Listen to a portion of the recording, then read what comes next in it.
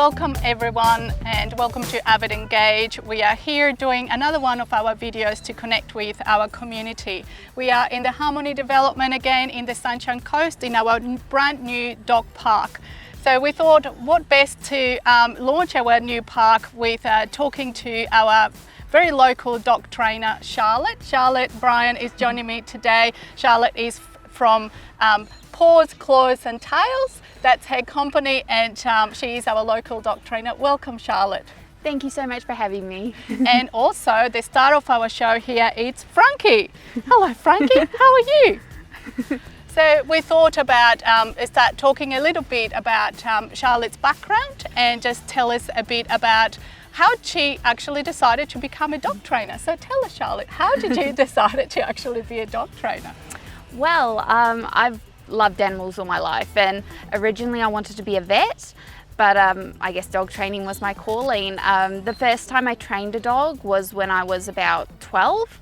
I saw a poodle jump through the circus, through a hoop at the circus, and I fell in love with it right then and there and was like, I must teach my own dog that. So I went home that night, taught her that trick, and that's what started it all. So how long? So it's from the age of 12 or really have been a dog trainer? I have been. Since the age of 12, I've been doing it for so long, and I used to start off with just tricks and things like that, but now I've branched more off into the obedience, the behaviour stuff. The behaviour does really interest me because I've got 3 dogs of my own, and just getting them to understanding how their minds think and stuff like that's very fascinating. So fantastic. You know, one thing that we see these days where there's more people and more people taking their dogs to the beach and to the dog park is, you know, what is the expected behavior with your dog if you are, you know, with your dog at the beach or especially in a dog park? You know, what kind of behavior can we expect first from the humans? What kind of expectation should we have? What do we think about when we are in a dog park? Well, that's a really good question, and I guess the main thing is just we've got to be courteous of all the other park goers because it is a public park and we want the dog park to be a really nice community for dog owners to connect and get together and things like that. So I guess the first thing is to make sure you pick up your dog's poo. I think it's the main problem. Yeah. There's nothing worse than coming in and having to dodge all the poo on the ground. So I guess that's the first thing. And the second thing that's really, really important as well is just looking at what your dog's doing and making sure you're monitoring them.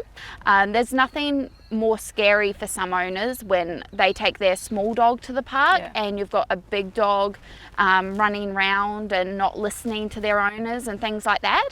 So I guess even though it's an off-leash dog park, you still just want that voice control over your dog, and they don't have to be proficient in the sits and the downs and the stays and everything like that, but so long as that when you call their name they'll stop what they're doing and look at you. I think one other thing I wanted to cover, Charlotte, is you know, we see a lot of people coming to estranged dogs and straight to patting a dog that they might not know. So what's the right thing to do there when you're actually meeting a new dog, you know, as a person and also with your dog when your dog is meeting a new dog? Absolutely, so that's super important. We always want to ask before we pat someone's dog because some dogs can be nervous or they could be scared of people or even just having a bit of an off day. They might just have gotten out of bed on the wrong side and just be a bit grumpy that day. But so no matter what the reason, we just want to make sure we ask first so that the owner who knows the dog best can tell us exactly like what their dog's feeling that day, how they are and what their behaviour's like. Yes. When you are approaching a dog though, you never want to be trying to just pat it on top of their head. What you want to do is be patting it on the chest or on the back. Okay. Because when we pat it on the head, some dogs can see that as intimidating and as a threat. And the other important thing is also not looking dogs in the eyes. Okay. Now that's okay if you're like their owner, that's fine because it can enhance your bond and things like that. But when it's a dog you don't know, they can see it as quite threatening or like slightly intimidating if they're, if they're a nervous dog. And so when you pat them, just pat them nice and calmly and look at the top of their head or on their back or something like that, so you're not just like staring at them straight in the eyes. Yeah. So perhaps we can do a little bit of show. Absolutely, I'd love to. Frankie is an extremely clever dog and he knows about 200 tricks. So we're just going to demonstrate some of those commands that Charlotte has actually spoken about, just to see how the dog behavior turns out. Hey Frankie, we're going to work now. Let's see. Sit. So the first thing we want to do is just assess the park, and we want to see how many dogs there are, and we want to see what dogs are where, what energies they've got, which are the playing dogs and which might be a bit more intimidating for our dogs. So once we're happy with the setup, we're going to go in. We're going to let our dogs know that it's okay to go in. Okay, good boy. We want our dogs to ideally go in with a lower kind of energy, just until they become confident. Sit. Getting them to sit is a great way to do this. Okay, good. Once you're in the park, it's a great idea to grab some poo bags and let your dog have a drink of water. When they've done that, you can let them off. Sit. Okay.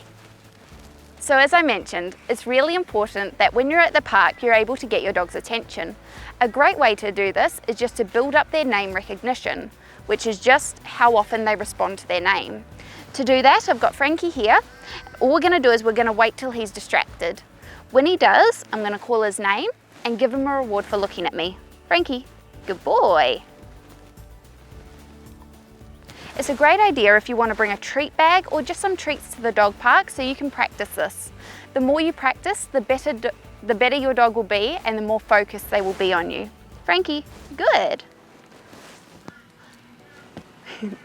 Later on, we can fade out the treats, but this is a great way just to get them into the habit of looking at you while they're off leash and while they've got other dogs around and birds and everything else that's going on at the park.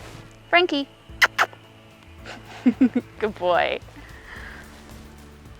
Well, thank you so much, Charlotte. It's been an extremely helpful session for us to learn about our dogs, the dog's behavior and what is expected of everybody. I'm very sure that you all found it very helpful. Now, if you want to get in touch with Charlotte, Charlotte lives very close to our Harmony development. She's available for many things, not only dog training, but Frankie is available for birthday parties if you want a dog show, and many other things. So Charlotte, how can people get in touch? Okay, well, I've got a website, pawsclawstails.com.au. You can find quite a bit of info there of everything about me. I'm also on Instagram and Facebook at The Charlotte Bryan, and you can find Frankie on Instagram at Border Collie Frankie, one word. He's got lots of fans who adore him, so, but yeah, check out my website and I'd love to get in touch with you. Lovely. Thank you so much, Charlotte, and I'm sure that we will see you again another time. Definitely. Thank you, everybody.